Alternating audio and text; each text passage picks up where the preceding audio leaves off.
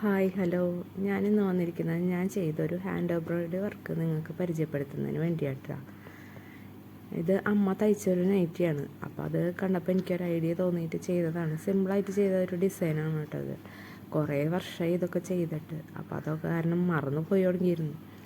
എങ്കിലും വലിയ ബോറല്ലാത്ത രീതിയിൽ ചെയ്തു എന്നാണ് എൻ്റെ വിശ്വാസം. കണ്ടിട്ട് നിങ്ങൾക്ക് ഇഷ്ടമായോ? ഇഷ്ടമായെങ്കിൽ ഒന്ന് കമൻറ്റ് ചെയ്യണേ. Thank you.